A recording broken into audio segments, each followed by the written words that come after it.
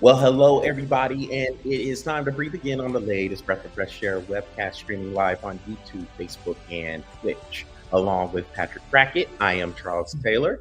Was that a sneeze? A yawn? What was It was that, about to Patrick? be a yawn, but then you said my name, and I was like, "Oh, cut it off." Yeah, I guess I caught you mid sentence. Great. Yep. Well, Patrick, we have a lot to get into as usual. So let's start with the review of the NFL draft. Because, man, I said we can go so many different directions with this. The fact that there were 6 quarterbacks taken within the first 12 picks of the draft.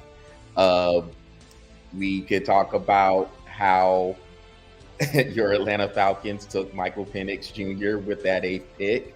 I love the pick. Spicing all that up. Getting people talking. Kirk Cousins having his reaction. Pretty funny to me. I haven't seen his reaction yet. I guess he was a little floored by the selection. But what he did do also was he talked with Penix, I guess, around the time the pick was announced. So it wasn't a Aaron Rodgers, Jordan Love situation where Aaron Rodgers was just pissed off and then he's just being Aaron Rodgers. Take that as you will, being a diva. So at least Kirk Cousins wasn't that. We'll put it that way. I'll give you my review on that when we get there. Yes. And then we could also ask the question, and maybe we need to make this another segment. What the F? Because that's what I'm asking about the Buffalo Bills here. How do you trade with the Kansas City Chiefs, the team you cannot beat? You cannot beat them in the playoffs no matter what. Kansas City moves up from pick 32 to 28, which is where Buffalo was, and they get Xavier Worthy. As if Patrick Mahomes needs another speed demon to throw. I couldn't believe Buffalo did that. Because they traded Stephon Diggs to the Houston Texans, and now you're gonna do that.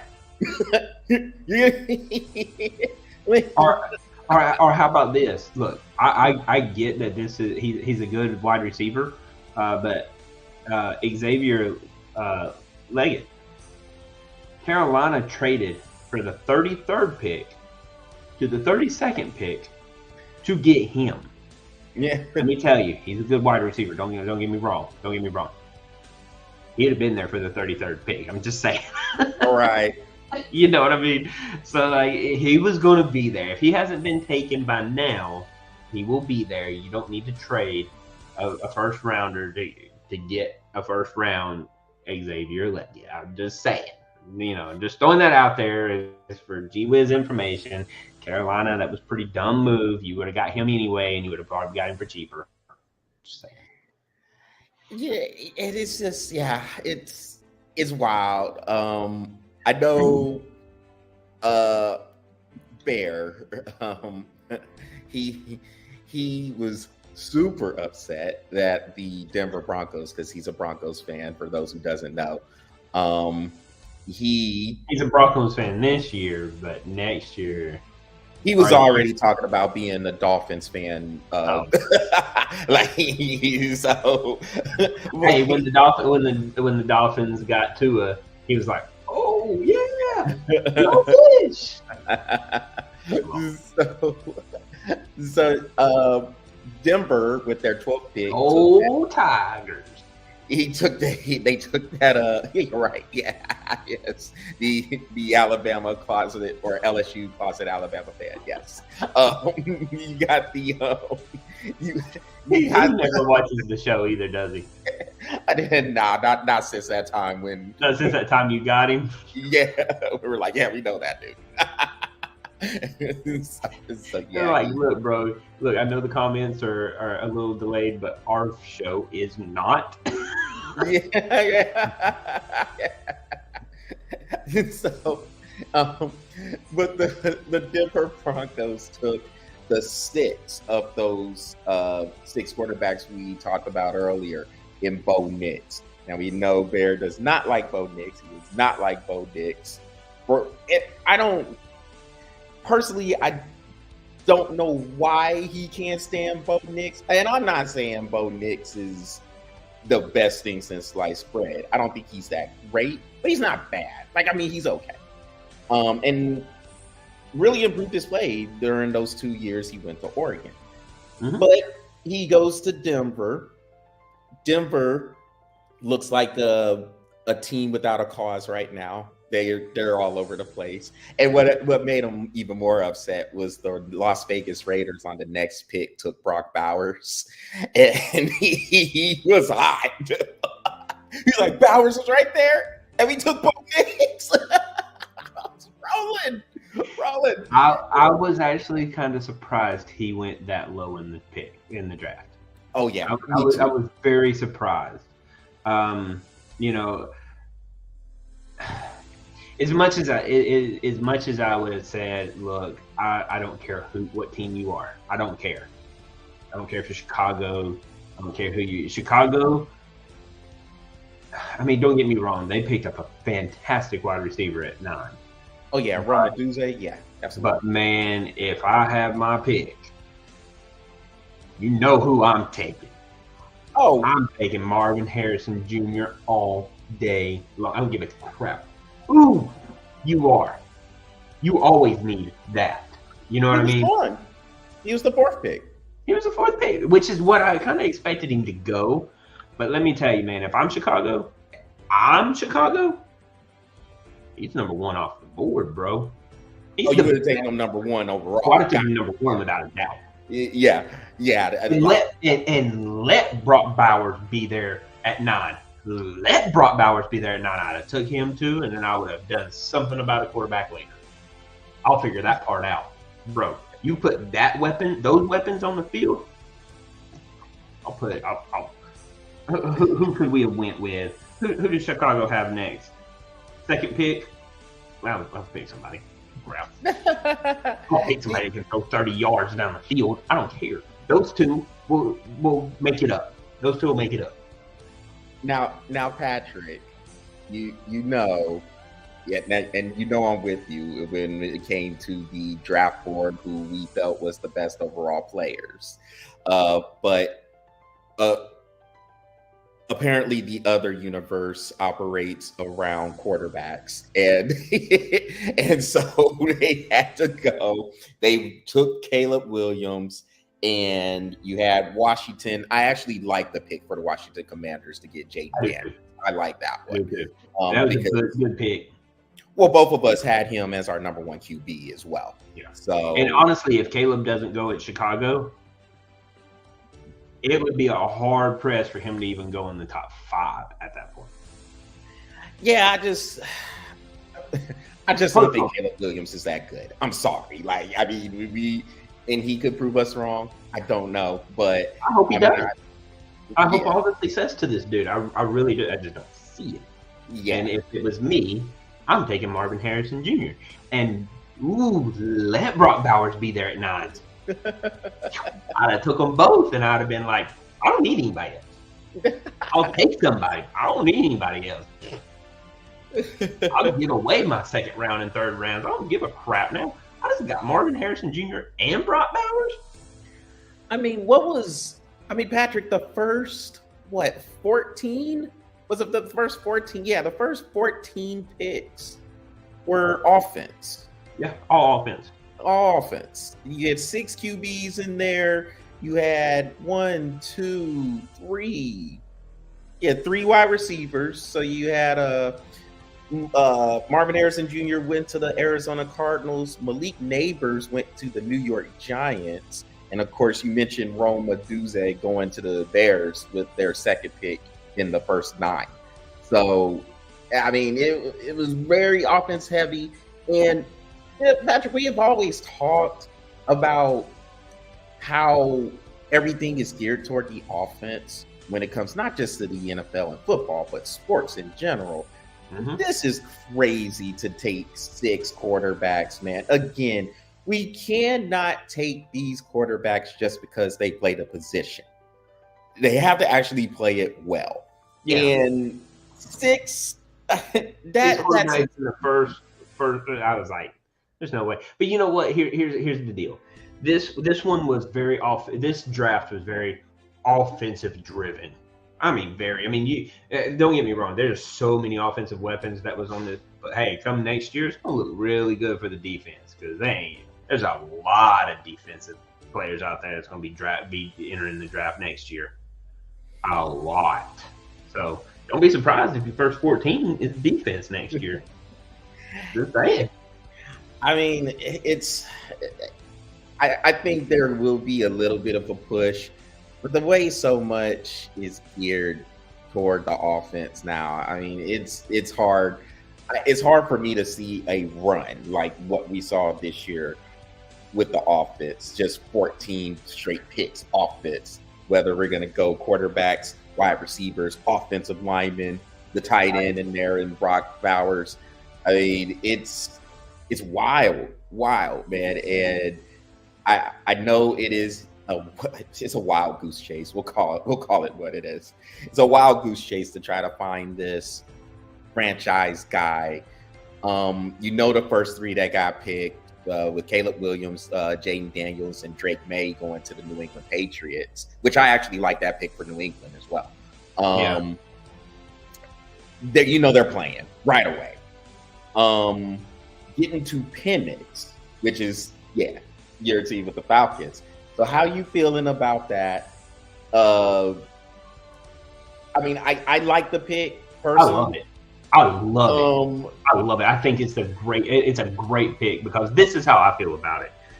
Out of 32 teams in the NFL, name one team that just solidified the next 5 to 6 years as a quarterback. We are the only team that is now slotted for the next 6 years of our quarterback being taken care of. That position is now taken care of for the next 6 years, pending, obviously injuries and whatever. But dude, 6 years, I like it. How long do you see Cousins staying though? 2. Do you think he stays there for the full 4 years, or is this one of those things? Do you think he does? I think he stays there for 2. That'd be enough time to get Penix spun up on offense. All the stuff. Make sure those knees are going to, give us everything that we're going to need. 2 years, Penix starts his 3rd year. Cousins is out.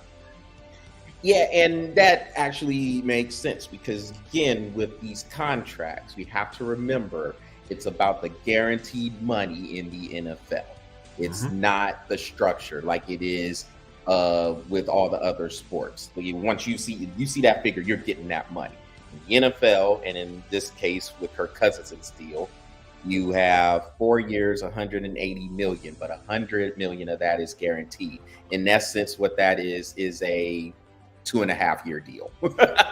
in essence, because if we do the averages, that's $45 million per year, and at the end of 2 years, it'll be 90, and then you could play like a quarter of the season or a third of the season, and that will get to your $100 million guaranteed. Of course, we know he's going to get that regardless, but that other 80 or so million that gets divvied out to wherever, incentives, and it can also go to help alleviate the cap.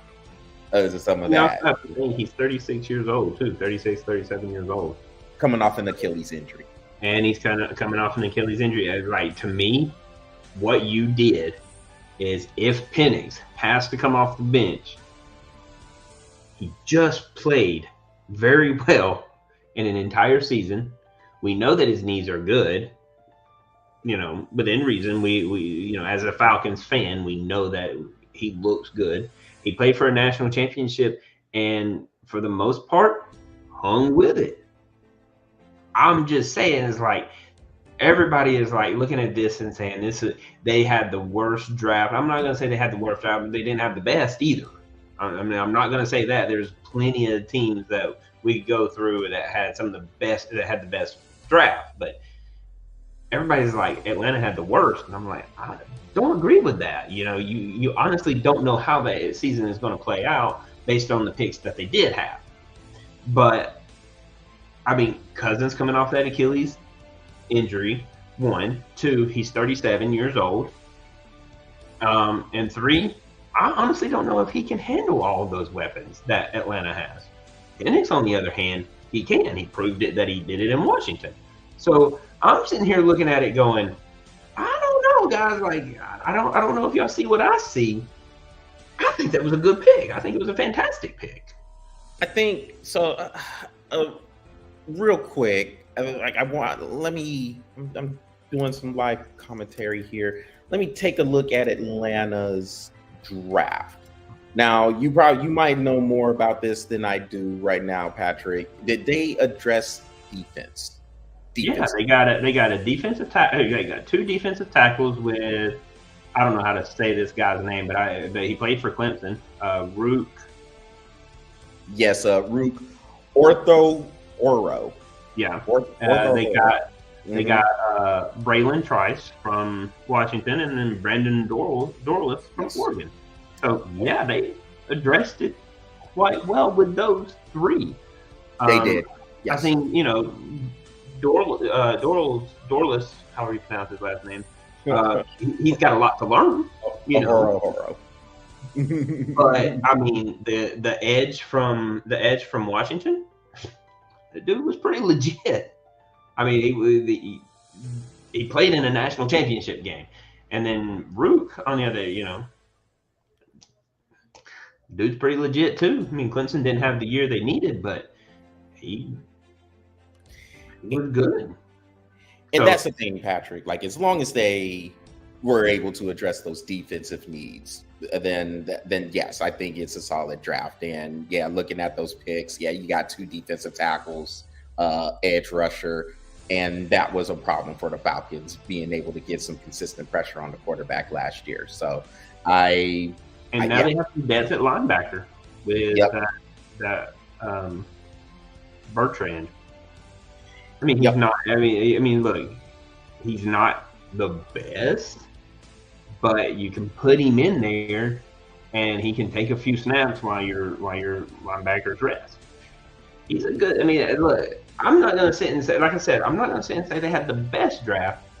I thought it was a decent draft. I thought they did very well for addressing the needs that they needed to address.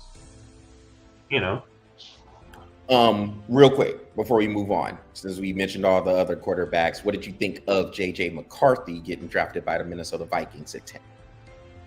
Obviously, he's going to be starting right off the bat. I thought out of all the teams that, let me think of how to say this. With him going to the Vikings, that would be the best scenario for him for success. I do feel that way, because at least at Minnesota, they're going to teach him how to quarterback. I mean, Caleb Williams going to Chicago. I mean, look, I thought Justin Fields was a good quarterback. I didn't think he was a great quarterback. There's a reason why he didn't start at Georgia. I thought he was a good quarterback. Chicago screwed him up more than he came in screwing anything up. I mean, at least he somewhat understood how to read a defense. Then he got to Chicago, and they screwed him up, and they just screwed that kid over. You know what I mean? I don't think there's any difference out of what they're going to do to Caleb Williams. I mean, I was higher on Justin Fields than I was on Caleb Williams, and they're thinking Caleb Williams is the answer to all their problems. And honestly, the what they need to address is the quarterback coach. Personal opinion.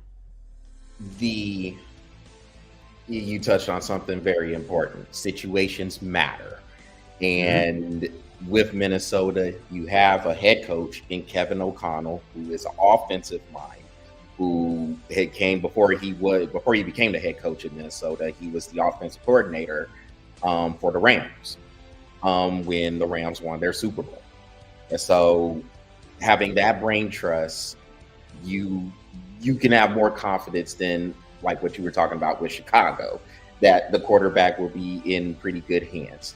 JJ McCarthy is definitely a wild card. I know there is a lot of questions, and hell, I mean, I have some questions about him as well.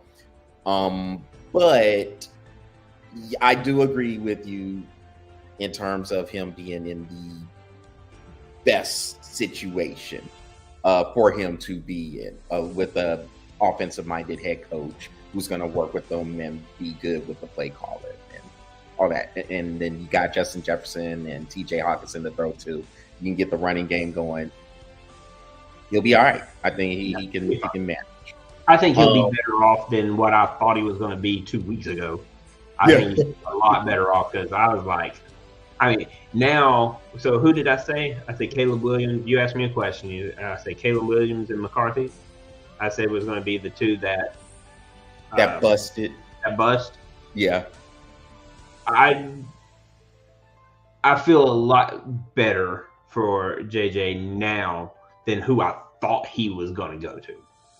I thought he was going to get paid a little higher, because what we were saying about quarterbacks and I thought he was going to get picked a little bit higher, which I didn't think he matched with any of those, because I honestly thought he was probably going to go third to the Patriots, and I was like, I don't think that's a good pick for him or for them. I just don't think they matched well together with the way he throws to what they're looking for. But he instead went to the Vikings. I kind of was like, okay, I feel a lot better for his success now with him going to Minnesota than for him to go to New England or any of the other teams. I think that's a better pick. So I do feel a lot better for his career. But Caleb Williams, I'm good with that pick. Yeah, I'm still think he's busting too. Anything else catch your eye about the draft before we move on to some of the other topics? No, you covered them all, man. That 14 offensive players in a row, that was what I was going to bring up, but you already hit it, so I was like, okay, we'll talk about that. I try. Well, with that, let's go to the NBA and NHL playoffs. So this is kind of a combo deal, because remember, I think it was either last week or a couple of weeks ago when we were talking about the old guard and can they hold on? Can they come up with a way to make one more run at a championship? Well, after these sets of games, Patrick, that's a resounding no. A resounding hell no, as a matter of fact.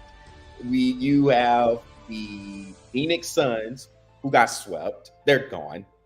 Swept 4 straight by the Minnesota Timberwolves.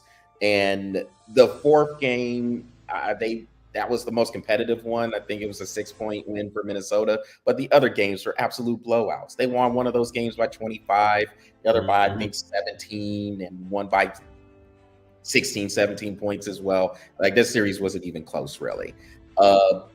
The LA Lakers, gone. So we're going back to Phoenix. So that's Kevin Durant and Devin Booker, Bradley Beal. They're out. Of course, with the LA Lakers, with LeBron and AD, they're gone. The Nuggets got them out of there in 5 games. What I will say about the Lakers, though, is they were actually pretty competitive. I know the series doesn't have it that way, but they led like 70-something% of that series. They just couldn't finish. 106 minutes. Yeah. 106 minutes. I heard that on TV today. They're like, the Lakers led 106 minutes of the games, and they still lost. Just but you know what? Okay, I do have to say this, because I've been waiting to say this on this show. All right, look, there is a lot of players out there, and I cannot wait for these kids to go, man. Jamal Murray, he is going to be so underrated, dude. I cannot wait. In 20 years, there's going to be a conversation. Remember when we used to talk how we talk? Be like, man, yeah, Michael Jordan's good, but dude, don't forget about Scottie Pippen, dude. That dude was good. He was good. And then all these kids are going back and going, that guy, one All-Star, that guy? No, he's not good. He's good. This guy's going to be talked about the same way. They're going to be like, oh, man, I remember when you talk about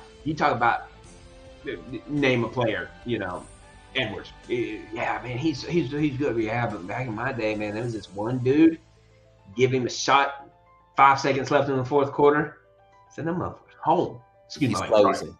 Send him home. He's closing. And they were like, that guy? He ain't even got an All-Star.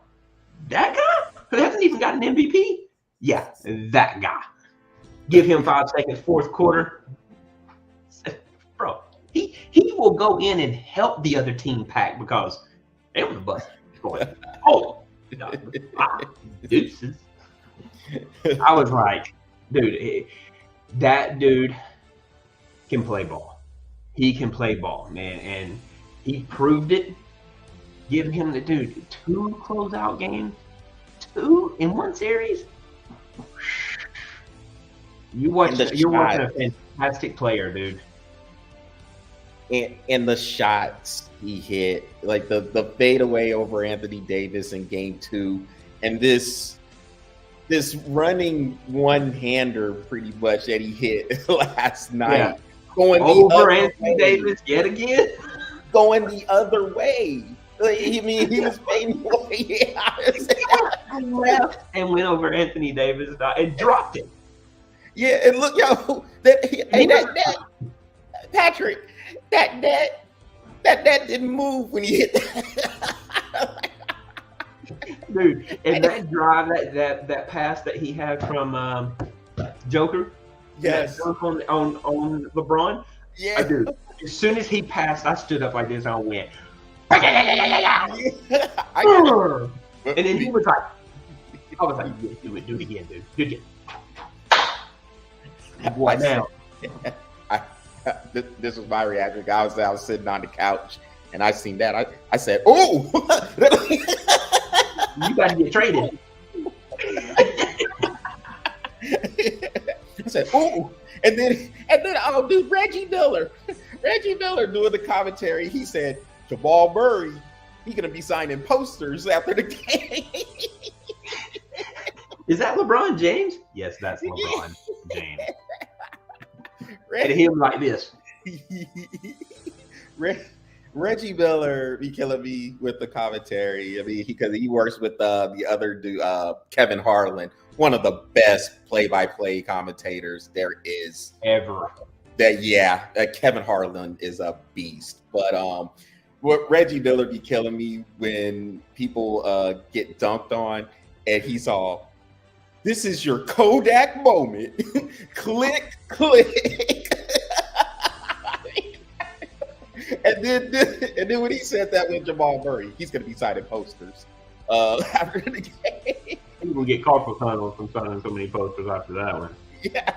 And I would, dude, if it was me, bro, I'd sign it right over LeBron's name. I'd be like, Patrick Bragg. Yeah. Dot. Yeah. Dude, when I said that, I was like,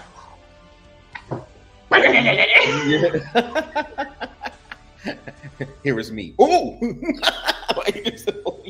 but man, there's going to, that man cannot go unnoticed. He can't, dude. He can't. To do what he did in that series, remarkable. No, but then you got to look at Gordon, dude. Gordon showed up out got the 2 biggest rebounds of his career, and then on top of that, got the 2 biggest assists of his career off of that. And who Murray, money.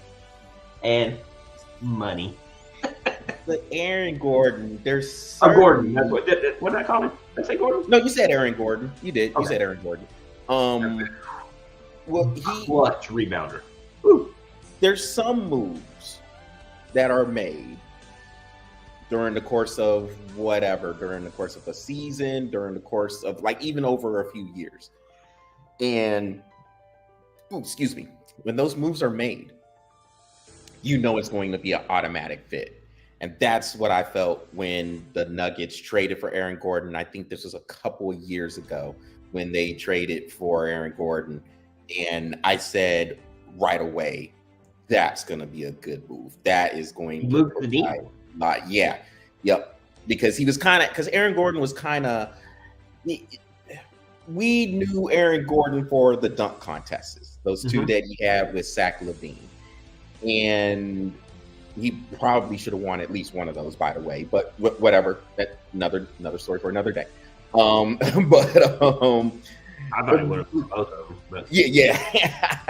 But that was just my pig. I was like, yeah. I mean, Aaron Gordon has some nasty dunks, but he was kind of he was in Orlando, and Orlando at the time. I mean, of course, they're playing a lot better now, but at the time, they really didn't know what to do with Aaron Gordon, and he was kind of in and out of the lineup, sitting on the bench. And sometimes you just need that fresh start. Denver gave him that fresh start, and he could come in there and fit. There was no pressure for him to be the guy. You mentioned Jamal Murray there. Of course, they have Nikola Jokic there as well. They had a good foundation there with the head coach, Michael Malone. And he could come in and just do his thing, rebound, get offensive putbacks, play good defense. He can score in his own right. Also, I think in game 3, he led the team in scoring, as a matter of fact. So, and when they beat the Lakers, I think it was 112-105 in game 3 of that series. So, I mean, he's just a guy that just fits in so well with what Denver does. And now they move on. They're going to play Minnesota in the second round. And that's going to be a very good series, man. That's going to be a good series. I'm going to tell you right now, man, if that goes 7, that is a heavy favor for Minnesota. Yeah. I don't know. I mean, I guess it just depends. I mean, hey, Denver got that. They got that championship medal. That's true too. But Minnesota might be a more rested team. Absolutely. And they got the younger legs. Yeah. And then back to the old guard. So you got Phoenix out of here, Lakers out of here. Golden State didn't even make the playoffs. They didn't get out of the play-in. So Steph Curry is gone home.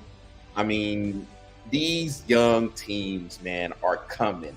OKC going to go home. Yep. I'm OKC sweeping New Orleans out. I mean, they're waiting for the winner of the Clippers and Mavericks series. That one's tied at 2.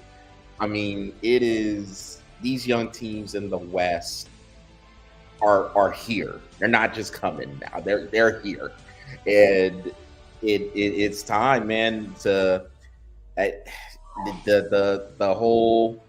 I know media, ESPN mostly, want to continue to hold on to the LeBron thing and to the Kevin Durant stuff and even Steph Curry. And of course, look, I'm all about some Steph Curry, but man, out of the 3, he's the only one I see can get another ring. Yeah, it looks bleak. For the other ones, for LeBron and KD. I mean, they getting just blasted out of the first. These are just blasted out of the first round. Get out of here. See ya. Like, thanks for playing. This is a participation trophy. Yeah. On your way out the door. Bye.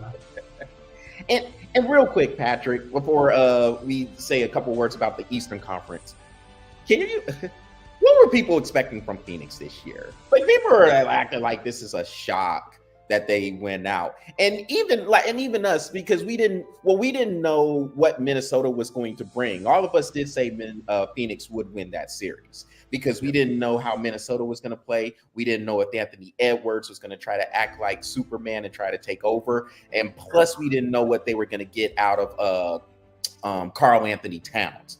Mm-hmm. All those pieces for Minnesota came together, and when they did, Phoenix had. It looked like that. Yeah. Yeah. I didn't think I not in my wildest dreams did I see that happening all of a sudden. Because I can tell you right now, I didn't see that during the entire season.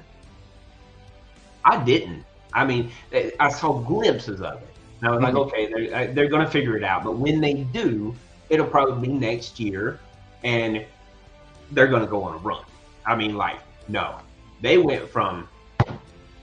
I swear, I swear, when I watched them play game one where they did win by 25, when I watched that, I was like, where the hell was that team all season? Because they could have went 82-0.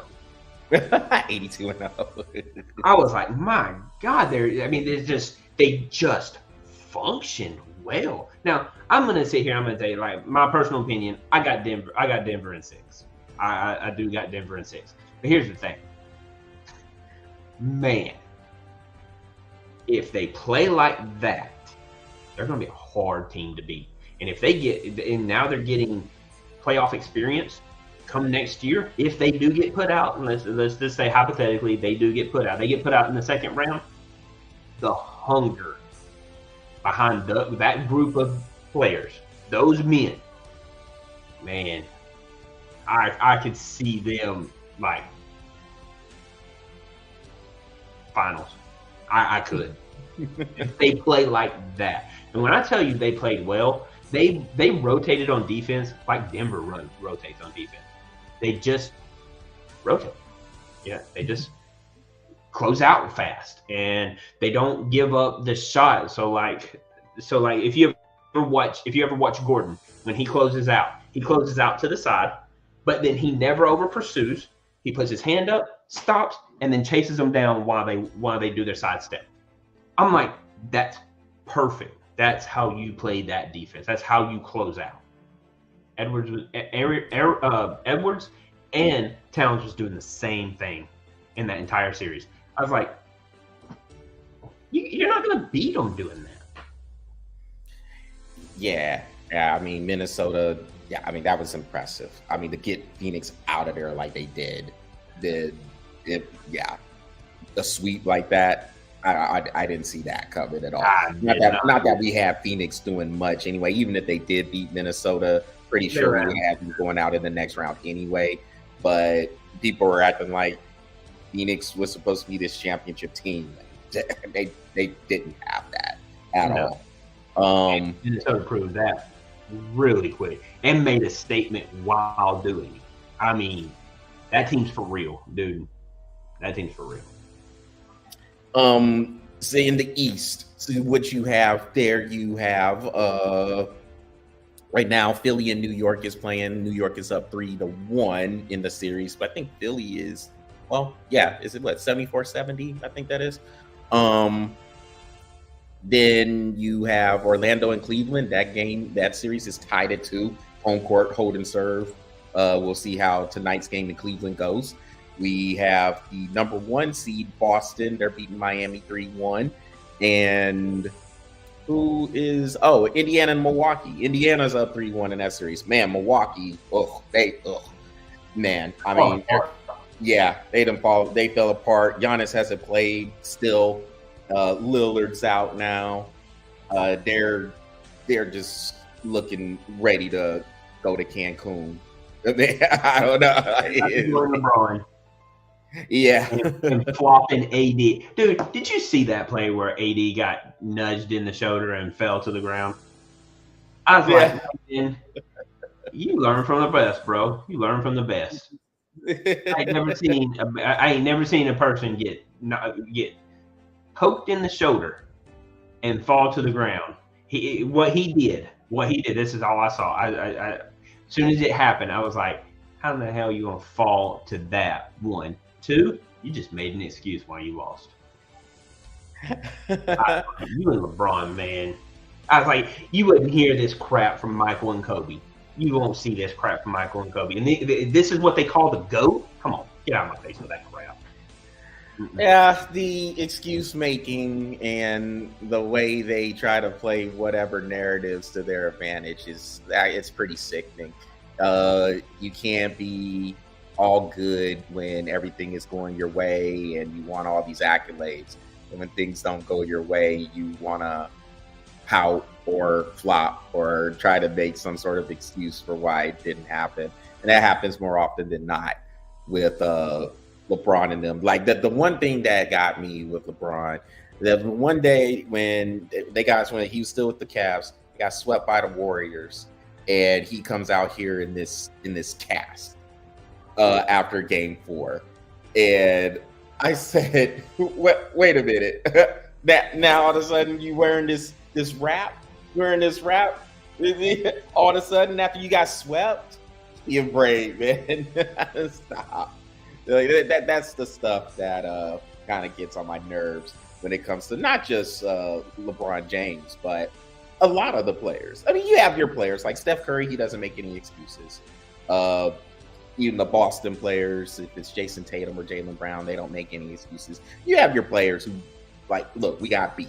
They were better than us. Yeah. But there's a lot of them. They're always crying about something. The worst about it is some of those Clippers players, Paul George especially. Oh my gosh, Paul George is just, the refereeing was, I'm like, dude, shut up, drop the microphone, grab that Gatorade over there, since Gatorade's the sponsor and they got Gatorade sitting out there, and walk away. Go away, dude. I'm not trying to hear it. Talk. Yeah, go away. Ugh. Well, that Boston Celtics, man, if Boston plays like that, they're handling business. I mean, we all knew that Miami. Look, Jimmy Butler's good enough to get one. Well, I mean, Butler's not playing. Terry Rozier's out. Playing now, but he didn't play in Game 2 either, did he? No, he hasn't played at all. He hadn't played since the play-in game against Philly. So he sprained his knee there. So, I mean, it's just Miami's shorthanded. Yeah.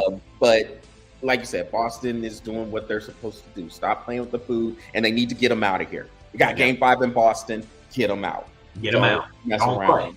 Yeah. Don't play, because who you got next? New York? No, it'll be the winner of Orlando and Cleveland. Don't play with your food with Cleveland either. Yeah, if they make Cleveland winning. Yeah, if they make it out.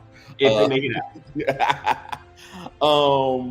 Well, Patrick, let's say something about the NHL playoffs, because it's the same thing. Old guard Alex Ovechkin with the Washington Capitals. They got swept out by the New York Rangers, and I mean, these playoffs. Look, I mean, the NHL playoffs have been really fun, and sometimes I got to be conscious because I end up staying up till 1:30, and I'm like, dude, I gotta wake up in the morning. I gotta go to bed. But these games are so fun. I mean, so fun. The Western Conference is an absolute show. I mean, just a show. The Dallas Stars have came back. They were down 2-0 after losing the first 2 games in Dallas. They went up to Las Vegas, got both of them back. Now they got home ice advantage coming back down to Dallas for Game 5. The Vancouver Canucks. So that game against the Nashville Predators, they were down 3-1 with 3 minutes left in Game 4. They scored 2 goals and won that in overtime. I think that's a crushing loss for Nashville. They'll be going home soon. Edmonton and LA, we'll see how that turns out. When do they play again? No, because I think Vancouver and Nashville play. They'll play tomorrow. Yeah. Vancouver and Nashville plays tonight, and so does Colorado and Winnipeg. Colorado is taking control of that series with Winnipeg, but those games have been fun to watch as well. Over in the East, the Rangers look strong. Panthers are through too. They got rid of the Tampa Bay Lightning in 5 games. I don't know the score for Toronto and Boston. Did Carolina win tonight? I don't know. I know they're playing. Let me pull it up. Let me see where they're at. But I know they're up 3-1, and so they're is up 3-2 right now, almost at the end of the second period. So Islanders scored 1. Okay, and Boston and Toronto, where are they at? They're still tied, and with 14 minutes left in the third period, they're tied at 1. Yeah, so in the Eastern Conference, it looks like the teams, like the strength is showing. Yeah, I mean, between the Rangers, Bruins, Hurricanes, and Panthers, though those teams look like the class. In the West, still kind of up for grabs. We'll see what happens with that the Stars and Knights series there. I personally think that's going to end up going 7 games. They look so evenly matched. That Boston series is 3-1. Yeah, Boston's up. So it was 1-1. I gotta shout out to my boy Jose, man. I gotta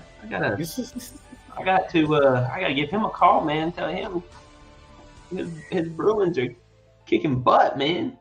Which he probably already knows.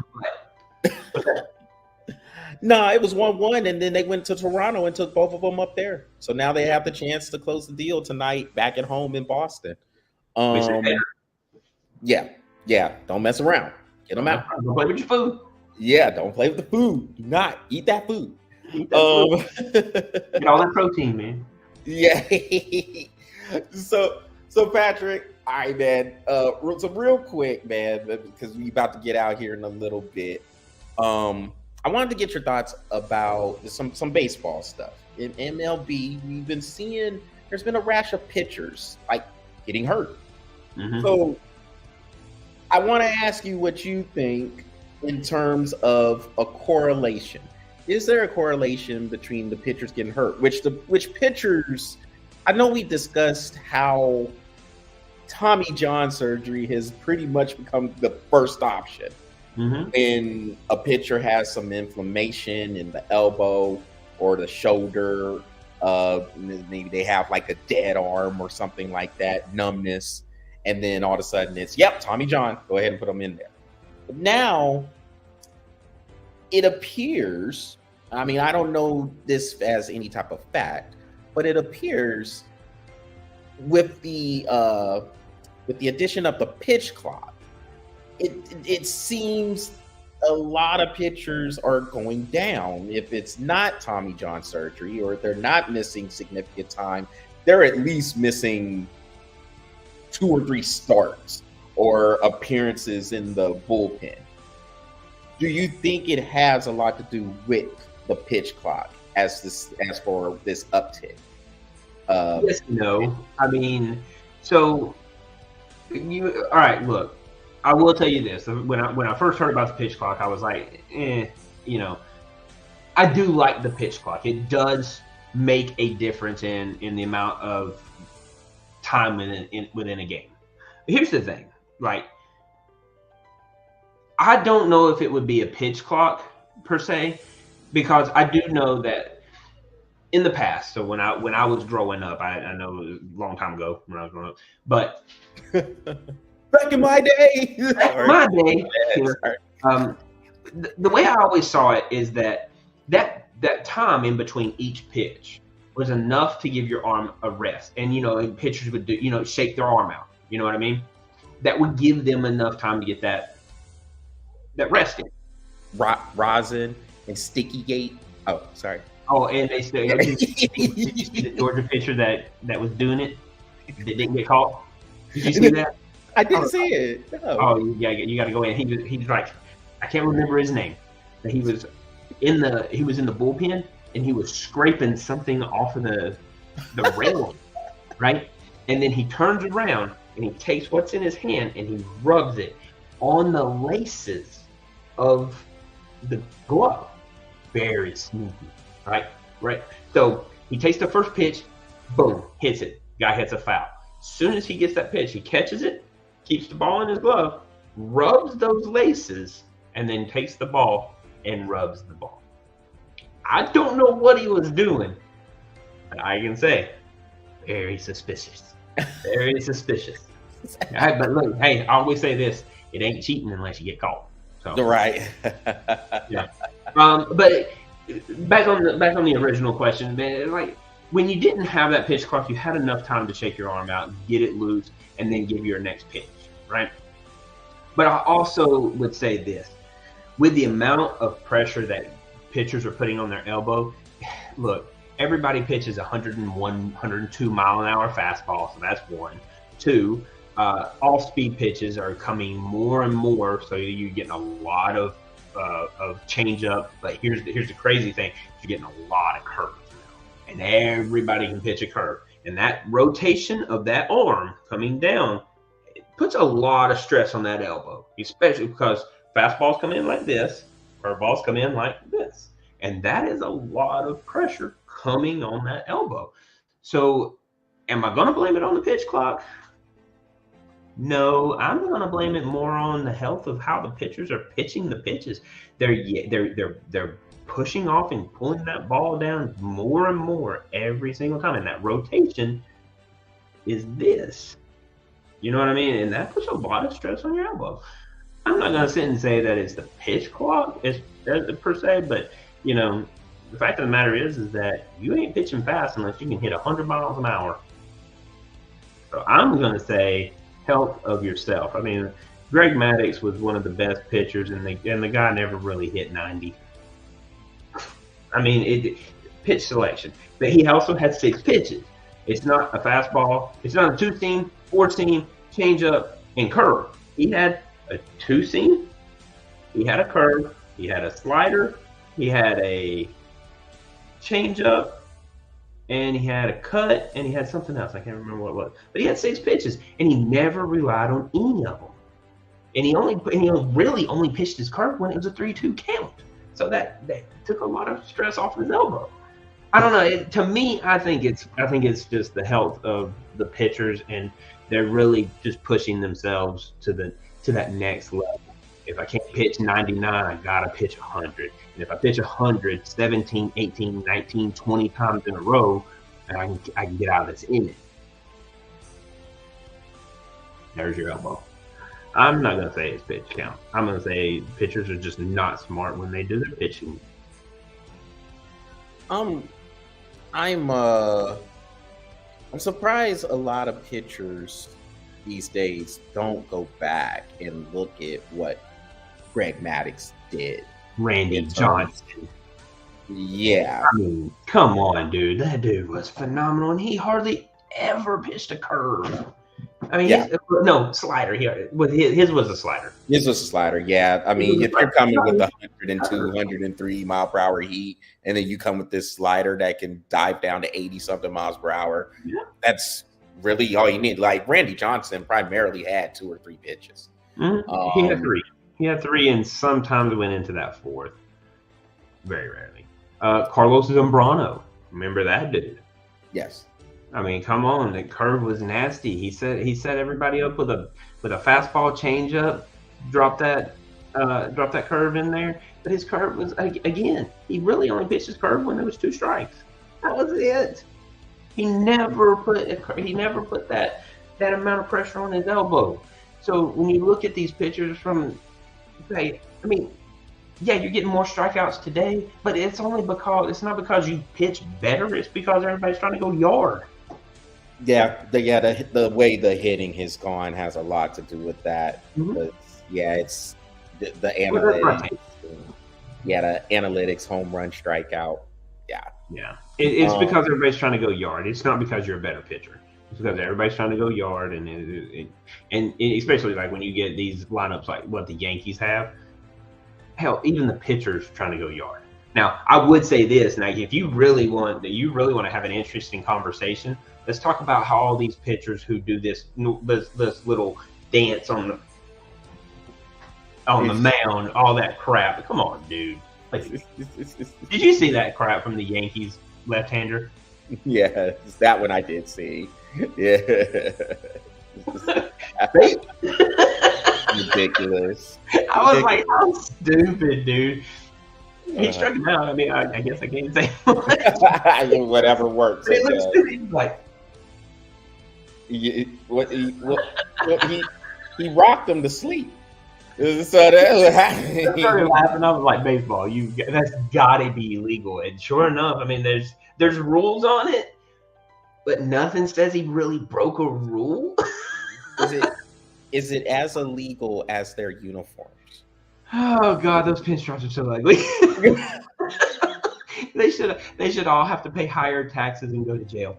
Well, I mean, the uniforms as a whole, though, man. Like, I mean, I guess Nike came out with those synthetic uniforms, and they're basically see-throughs. Oh, God.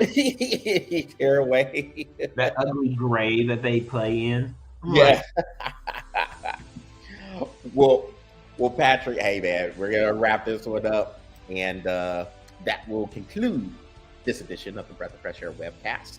Y'all make sure y'all go to the Breath of Fresh Air YouTube channel, smash that subscribe button, and keep the or follow. My bad, follow the Facebook page. Patrick, before we go, do your plug for Pro Epic. we are filming this weekend, weather permitting. I had tons of stuff that I had to take care of for my oldest son doing travel basketball. We had a great time in Jacksonville, so we are filming this weekend, and hopefully we'll have that hockey before the second round. We're gonna push it in. We're gonna get it in. We're gonna get it in, and we're gonna try to do it this weekend, so it should be out next week. All right. And with that, everybody take care. Be on the lookout for the next Bro Epic episode from Patrick and kids, including his son. And until next time, until next Tuesday, everybody take care. Continue to enjoy the games, and we will talk soon.